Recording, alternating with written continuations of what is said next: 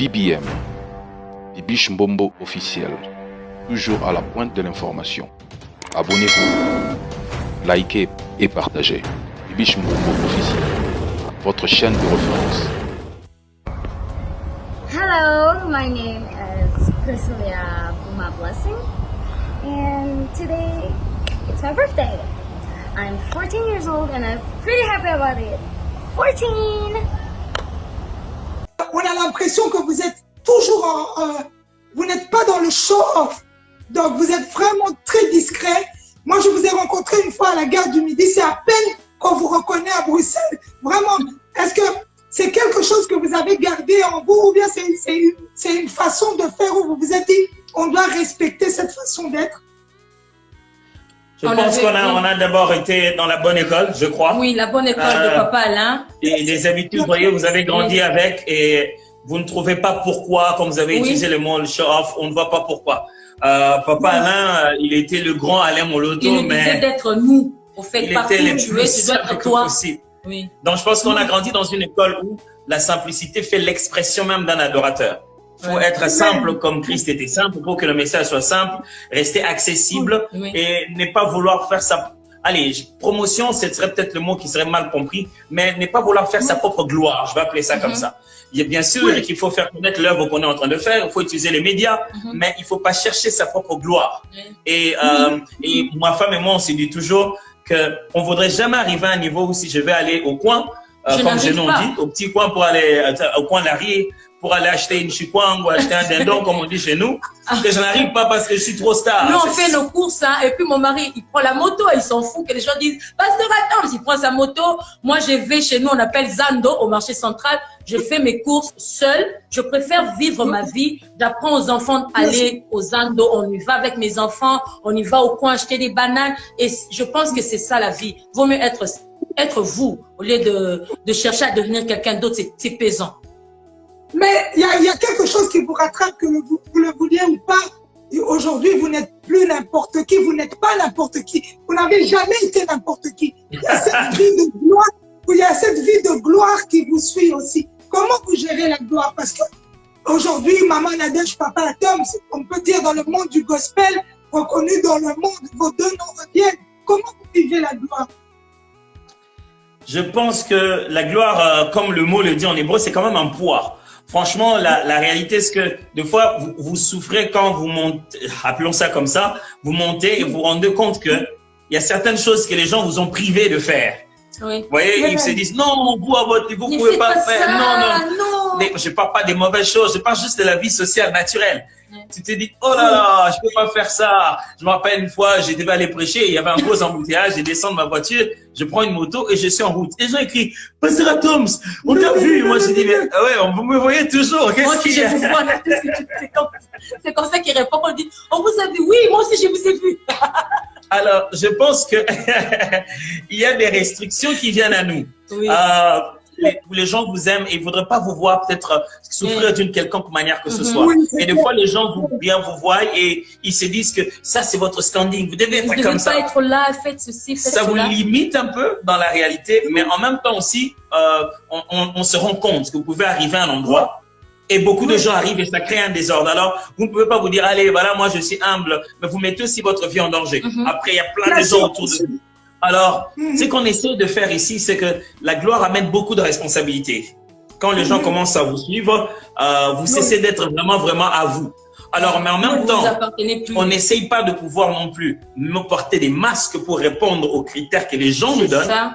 On essaie de respecter les réalités sociales, mais en même temps, de respecter d'abord la parole de Dieu.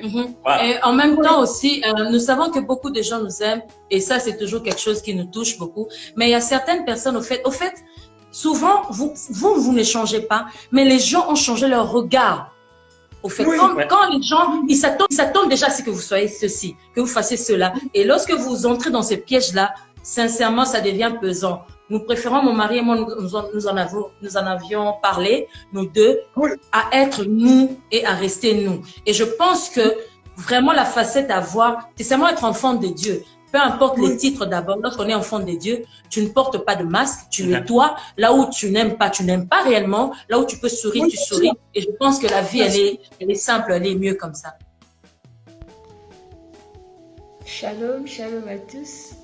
Ce matin, un chant m'est revenu dans la tête.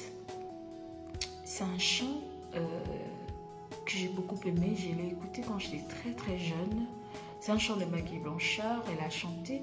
Et au fait, c'est dans 2 Chroniques. Elle a chanté au fait ce verset-là. C'est 2 Chroniques 7. Je pense à partir du verset 14. Elle y a mis une mélodie que j'ai beaucoup aimée, vraiment, et qui m'était restée dans la tête. Et ce matin, c'est repassé dans ma tête. J'aimerais bien l'interpréter. J'espère que je n'ai pas oublié les paroles. Si mon peuple,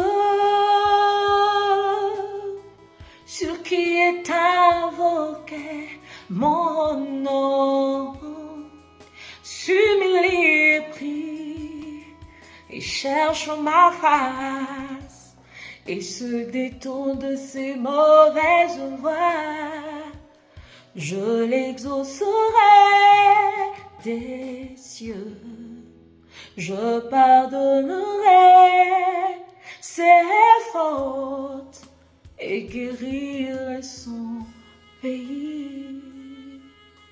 Guéris ton peuple éternel. Nous implorons ton pardon, ta miséricorde. Viens restaurer ce pays. Guéris ton peuple éternel. Nous implorons ton pardon, ta miséricorde. Viens rétablir ce pays. Jésus revient bientôt. Mais je vous assure, même si les gens essaient de s'en moquer, Jésus revient bientôt. Le retour de Jésus n'est pas un sujet de peur pour nous. C'est un sujet de soulagement. Lorsqu'on en parlait dans les Saintes Écritures, lorsque les apôtres citaient le retour de Jésus, c'était pour fortifier la foi des autres. En plein milieu des tribulations, quand les gens souffraient, ils passaient par toutes sortes de difficultés, le meilleur message, ce n'était pas tu seras béni. Le meilleur message, ce n'est pas Dieu finira par te visiter. Le meilleur message, c'est que Jésus reviendra. Il vient pour ceux qui l'attendaient, il vient contre ceux qui n'ont pas obéi. C'est un message qui est à la fois bonne nouvelle pour ceux qui avaient l'espérance, mauvaise nouvelle pour ceux qui ont cru que l'on blaguait. Et moi, qu'est-ce que j'aimerais vous dire aujourd'hui, ce soir? Il y aura des temps difficiles. Les derniers temps là, avant l'accomplissement de la colère de Dieu, c'est ce qu'on appelle dans la Bible les derniers jours. J'essaie de vous expliquer que les derniers jours sont un terme que la Bible utilise pour parler d'une saison, d'une dispensation, d'une période. Ce n'est pas 1, 2, 3, 4 jours, c'est beaucoup d'années. Le terme est bien choisi parce qu'il ne faut pas compter ça en années, il faut compter ça en jours. Ne comptez pas 2023, 2024, comptez aujourd'hui ou demain, parce que vous ne savez pas quand ça va arriver. Ne vous garantissez pas d'une année en vous disant j'ai déjà clôturé l'année. Non, vous n'avez qu'un jour à vivre et vous ajouterez un autre jour et ça sera les derniers jours. La preuve c'est que la prophétie de l'effusion du Saint-Esprit est placée dans le contexte appelé les derniers jours au pluriel. Mais Pierre explique que ça s'accomplit le jour de la Pentecôte. Il dit ce qui arrive ici, c'est ce qui est écrit dans les livres de Joël. Dans les derniers jours, dit le Seigneur, je répandrai de mon esprit sur toute chair. Ce qui veut dire que les derniers jours ont déjà commencé il y a longtemps. Maintenant, si quelqu'un, avant de mourir, il n'était pas, il n'avait pas craint Dieu, mais à la dernière minute, tu ne sauras pas des dernières minutes. Nous sommes déjà dans cette dernière minute pendant laquelle Dieu use de sa grâce. Vous ne pouvez plus demander une faveur, nous sommes déjà en pleine faveur. C'est-à-dire que Jésus peut revenir le jour de ton mariage. Et toi et les gars, vous n'êtes pas mariés. Et puis de l'autre côté, je vous parle des derniers jours dans lesquels nous sommes déjà. Qu'est-ce qu'on appelle les temps difficiles, mes amis? Les temps deviennent difficiles quand ce qui était normal n'est plus normal. Il devient difficile quand tu regardes, tu te dis, normalement quelqu'un devait dire qu'on fasse pas ça. Où sont partis les gens qui empêchent, qui disent non à des choses pareilles? Le temps devient difficile quand l'autorité n'existe plus, quand la morale n'existe plus, quand les normes sont parties, quand tout est devenu selon chacun. Les hommes mauvais amènent des temps difficiles. La terre n'a rien fait, le ciel n'a rien fait, les eaux n'ont rien fait, les êtres humains sont devenus mauvais. Quand quelqu'un racontait des choses fausses sur toi, ce n'est pas l'internet, c'est lui dans son cœur, là à l'intérieur, il a ça. L'usine qui fabrique ces choses-là, c'est le cœur. Oh non, mais ces derniers temps seulement c'est comme ça à l'internet. Non, c'est pas à l'internet, c'est dans ton cœur. Quand tu arrives à l'internet, tu as le choix de cliquer. Toi, tu cliques dans le penchant de ton cœur. Ah non, mais pasteur, on est trop tenté. Ces derniers temps, quand tu es sur internet, il y a beaucoup d'images. Il y a beaucoup d'images. Tu cliques sur l'image dans le penchant de ton cœur. C'est que ce texte nous dit. Il y aura des temps difficiles à l'église. Quand le caractère est mauvais à l'église, ça produira les mêmes effets. Si l'église continue à héberger des gens non convertis, au lieu de convertir les gens pour les faire entrer, nous allons avoir des temps très difficiles à l'église du Congo dans le jour qui arrive. S'il y a un endroit où on doit dire aux gens répentez-vous, c'est dans l'église. Parce que la repentance, ce n'est pas la conversion en soi. Ce n'est pas la décision de devenir enfant de Dieu. C'est la décision de pouvoir se corriger d'un mal esprit à pointer dans ton cœur et de pouvoir te redresser. Si on parle de retour de Jésus, on parle de repentance. Quand les temps deviennent difficiles, certains deviennent prédateurs et d'autres des proies. Paul ne les appelle pas faux docteurs à cause de leur enseignement qui est biaisé. Il les appelle faux docteurs parce qu'ils ont l'apparence de la piété. Mais ils réunissent ceux qui ont fait la force. Ils les enseignent des choses qu'ils ne pratiquent pas. Donc ils auront tout dit devant tout le monde pour que tout le monde croit que c'est vrai. Mais quand tu vas te rapprocher de son milieu, tu entres dans quelque chose d'autre qui n'a rien à voir avec ce qu'il dit devant la chaîne. Paul donc montre que dans les derniers jours, il y a des prédateurs, des gens qui sont à la quête des esprits faibles et qui va les manipuler.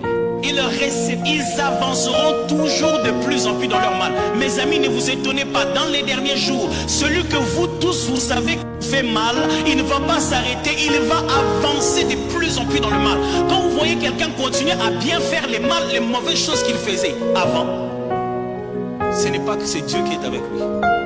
Dans les derniers jours, ceux qui ont juste cru seulement, ils ont dit, bon, moi aussi je crois en Jésus, c'est la même, ils vont souffrir. Parce qu'il va avoir d'autres arguments. Préparez-vous à écouter des arguments, mes frères. Préparez-vous à entendre des gens super intelligents qui vous démontrent que Jésus n'a jamais existé. Et quand ces gens se rendent compte que dans ta conscience, tu n'es pas garanti de ton passé effacé,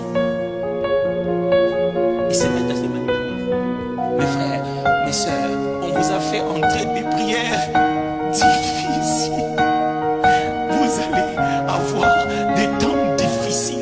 Vous irez sur une montagne, vous descendrez sur une autre, parce que vous n'avez pas cru que le sang de Jésus est suffisamment capable d'effacer votre passé et de vous accorder un avenir éternel.